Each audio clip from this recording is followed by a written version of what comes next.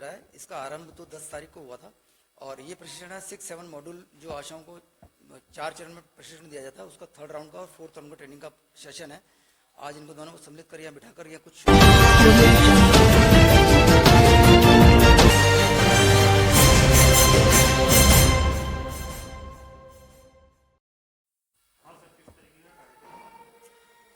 आज जो प्रशिक्षण आयोजन किया जा रहा है इसका आरंभ तो 10 तारीख को हुआ था और ये प्रशिक्षण है 6-7 मॉड्यूल जो आशाओं को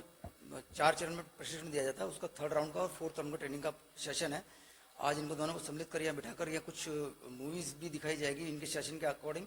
इसलिए आज इनको यहाँ बिठाकर मूवी का व्यवस्था हमने की है। और ये जो प्रशिक्षण है इसको लेने के बाद आशाओं की एक दक्षता अपने विभिन्न कामों के लिए जो ये काम कर रही है, मातृत्व सेवा में, चिकित्सा के जो टीकाकरण की सेवाएं हैं, चाइल्ड हेल्थ की सेवाएं और परिवार कल्याण की सेवाएं, उनको बेहतर बनाने का प्रयास के लिए जो नवजात शिशु की देखभाल से संबंधित अधिकतम पार्ट इस कोर्स के अंदर समाहित है और उसी का इनको अभ्यास कराया जा रहा है, उसी की कुछ दक्षताएं इनको सिखाई जा रही है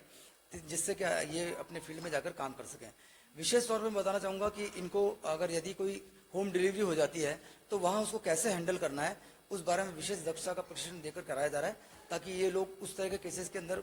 हैंडल कर लें और शिशु मृत्यु या मातृ मृत्यु से उनको बचाया जा सके। आज का एक जो चतुर्थ बैच का हमारा जो सेशन चल रहा है उसके अंदर महिला इनिशिएटिव पर दिखाई जाएगी और साथ ही जो हम लोग आज के सेशन में जो दिखा रहे हैं उसमें नवजात शिशु की किस तरह से सेप्सिस की देखभाल है, सांस का प्रबंधन है, इस तरह की देखभाल से संबंधित सारी वीडियो हम लोग इनको यहाँ दिखा रहे हैं। लाइव देखने के बाद इनको शायद ज़्यादा अच्छा समझने में आएगा और जिस तरह से ये लोग उस काम का आंकलन कर पाएंगी कि किस तरह से हमको फील्ड में जाके आंकलन करके और लोगों को, बच्चों को या माताओं को रेफर करना है, उसको बेहतर तरीके से सीखनी है और इनको सिखाने का प्रयास हमारे द्वारा किया जा रहा है। दक्ष प्रशिक्षकों के द्वारा ये पूरा प्रशिक्षण इनको दिया जा रहा है। मैं जिला कार्यक्रम समन्वयक, ये 5 दिवसीय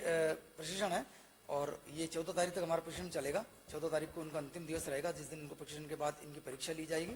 पूर्व में जब ये भी आए हैं तो इनकी प्री टेस्ट हुआ था, जाने के बाद, जाने से पहले इनका पोस्ट टेस्ट लिया जाएगा। साथ ही इनकी दक्षता जो इन्होंने इस कोर्स के दौरान सीखी है उसका वाइवा मौखिक तरीके से भी हम लोग उसका आंकलन करेंगे और इनकी नंबरिंग होगी। उसके बाद इनको उसमें दक्षता हासिल करने पर इनको प्रशिक्षण प्रमाण पत्र मुख्य चिकित्सा स्वास्थ्य अधिकारी महोदय द्वारा जारी किया जाएगा, वो हम इनको प्रमाण पत्र वितरित करेंगे।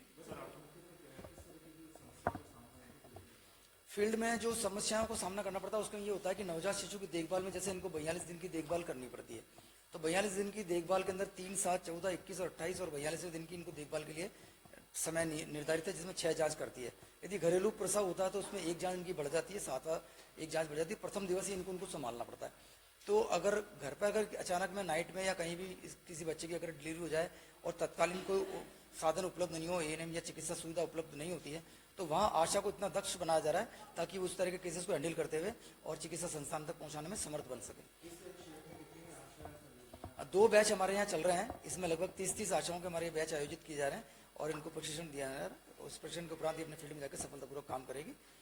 ये हम विश्वास करते हैं कि जो हमारी आशाएं जो जिले में काम कर रही हैं उन्होंने अधिकतम प्रयास करके मातृ मृत्यु और शिशु मृत्यु के अंदर कमी लाने का एक गहरा प्रयास किया है और सतत प्रयास इनका लगातार चल रहा है। विभिन्न प्रशिक्षणों के माध्यम से हम इनको सशक्त बनाते हैं और उसी के आधार पर ये अपना फील्ड में जाकर काम सफलतापूर्वक करती है। मैं महेश बिहारी माथुर, जिला कार्यक्रम समन्वयक, राष्ट्रीय स्वास्थ्य मिशन, अजमेर।